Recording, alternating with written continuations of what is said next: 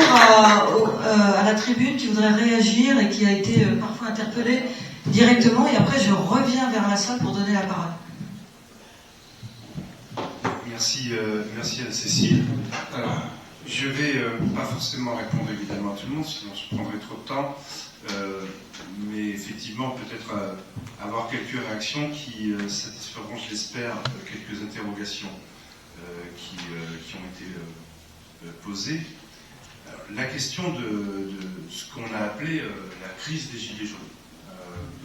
Évidemment, les maires ruraux de France ont été loin d'être indifférents, puisqu'ils étaient dans de nombreux endroits au premier plan. Alors, sous différents modes, une fois de plus, hein, tout à fait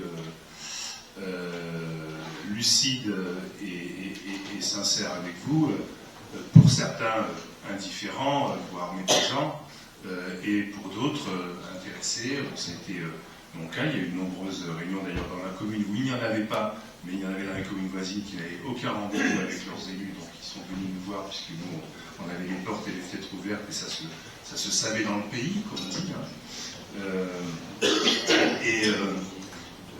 Je voulais vous rappeler que la question des cahiers de doléances qui a été posée et qui nous intéresse au plus haut point, d'ailleurs on a eu des échanges, avec le directeur de l'association il n'y a pas longtemps, Marie Pochon du groupe écologiste avec donc aussi les élus du groupe IOP vont essayer de porter cette question de mise à disposition de ces doléances. Il faut rappeler que cette idée-là, c'est l'association des maires ruraux de France, et c'est pas pour rien, c'est parce qu'il y avait quelques membres qui traînaient aussi du côté de l'APUC et qui étaient soucieux de la question des doléances, qui ont lancé ce mouvement, qui évidemment, par la suite, pas simplement sur la forme des doléances qui ont été reçues dans les mairies, puisqu'ensuite les autres associations d'élus de communes plus grandes ont embrayé, et effectivement, il y a eu le grand débat national.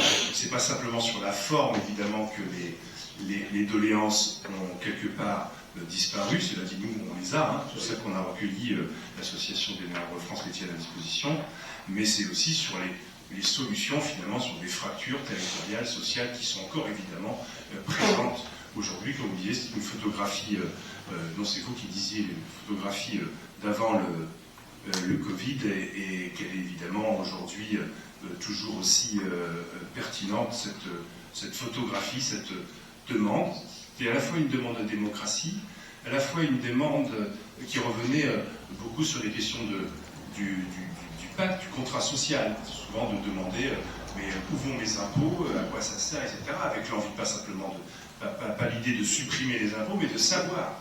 Et d'ailleurs, cette question notamment de la participation de la contribution fiscale, comme chacun sait, elle est inscrite dans la Déclaration des droits de l'homme. Si nous comprenons tous que nos aînés ont vu que c'était évidemment un élément fondamental de cohésion sociale, à chacun selon ses moyens, et de comprendre aussi ce qui est fait de cette contribution. Je voudrais faire deux remarques importantes en répondant à deux questions, essayer d'être rapide. Il ne faut pas, je pense que c'est important, dans la vie en général, mais ce soir en particulier, de ne pas se tromper d'adversaire lorsque on a une colère, souvent légitime, et des propositions, quelquefois à opposer plus qu'à proposer. D'abord parce que nous autres ce soir, ça a été rappelé, ont eu, notamment au moment de la question des retraites, une position tout à fait intéressante. Et moi j'ai toujours, quand je vous disais que je suis lucide sur les maires qui jouent le jeu de la démocratie et ceux qui ne jouent pas le jeu, l'idée c'est, surtout sujet de ce type-là, plutôt que de taper fort sur ceux qui font mal les choses, soutenons ceux qui annoncent des prémices et des comportements et des démarches bien plus positives, et c'est ce qui évidemment nous a intéressés. Il y a eu la question des compétences de l'élu. Et ça, c'est notre richesse, justement. Et là aussi, ne pas se tromper de combat. Alors évidemment, c'est plutôt mon rôle de parler de la commune. Et qu'effectivement, que ce soit la question d'un tirage au sort ou que ce soit la question d'un référendum, alors oui, nous on en a fait deux. Mais on en a fait deux au terme d'un processus assez long de montée en connaissance des habitants, d'invitation effectivement à différentes heures pour que chacun puisse y participer. Et donc c'est pour ça que, même à l'époque, en 2018, les discussions que j'avais avec beaucoup de gilets jaunes ont différé sur la question du référendum d'initiative citoyenne que nous, on a mis dans notre constitution municipale, bien sûr, mais qui finalement n'est pas utilisé par les citoyens dans notre commune, puisque, en fait, dans notre fonctionnement, à partir du moment où on peut s'exprimer dans un comité et qu'on a bien entendu le fait que l'initiative ne relevait pas uniquement de l'élu et qu'on pouvait chacune et chacun proposer quelque chose, et ben, l'espace finalement pour l'entendre et le porter plus loin, c'est-à-dire que si le collectif s'en empare, ben, on avance. Si évidemment vous êtes le seul à vouloir faire quelque chose et qu'il n'y a personne autour de vous qui veut le faire, hein, c'est comme dans un groupe qui a envie de jouer à cache-cache ou pas, s'il y en a qu'un qui veut jouer à cache-cache, il va le faire très longtemps, mais tout seul. Et donc là c'est pareil, c'est la question du collectif, évidemment qu'il faut encourager. Ça m'amène à la question de ces collectifs qui se créent et qui sont aussi... alors parfois c'est une forme de repli, parfois c'est une forme, et c'est une lueur d'espoir. Et donc voilà, toutes ces questions m'amènent à plaider dans une seule direction.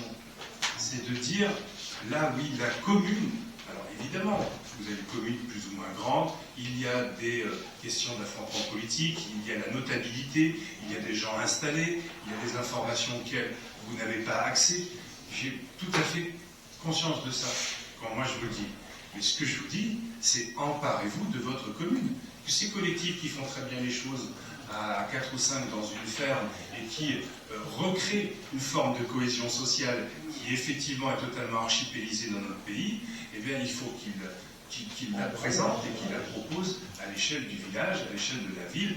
Et ça, voilà, on a réellement, lorsque on parle de cette fracture et de cette défiance entre toute une partie des citoyens qui se sentent abandonnés et puis le pouvoir politique tel qu'il est exercé et tel qu'il se durcit, ça a été dit ce soir, y compris dans les interventions évidemment à la tribune, il y a une porte d'entrée et c'est vraiment notre richesse. J'ai vu parfois visiter la commune à la délégation chinoise qui sont tout à fait intéressés de ce côté très pittoresque de gens qui peuvent depuis leur... Ah, vous habitez là? Ah, oui, j'habite là, oui, j'habite là, j'ai été élu là, et en plus j'ai été élu au terme d'une démarche collective, et je leur explique tout ça, ils sont tout à fait intéressés. Finalement, je réinvente le communisme à leur place, d'une certaine façon,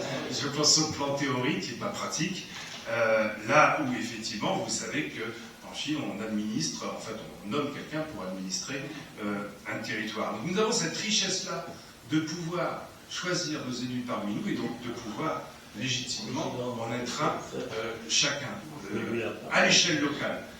Et je crois réellement, et j'en reviens à la conclusion que je faisais tout à l'heure lorsque j'intervenais, je crois réellement que 35 000 communes où il se passe des choses, où les citoyens reprennent plus ou moins les choses en main par rapport à toutes les revendications et toutes les choses qui ont été dites tout à l'heure, parce que la question de la démocratie, effectivement, c'est un préalable pour régler la question de l'eau, des ordures ménagères, tout ça.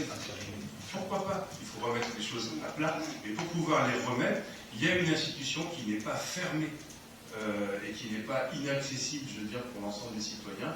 Et réellement, cet exercice-là, je vous encourage tous et tous à le faire et à y aller franchement. Merci beaucoup.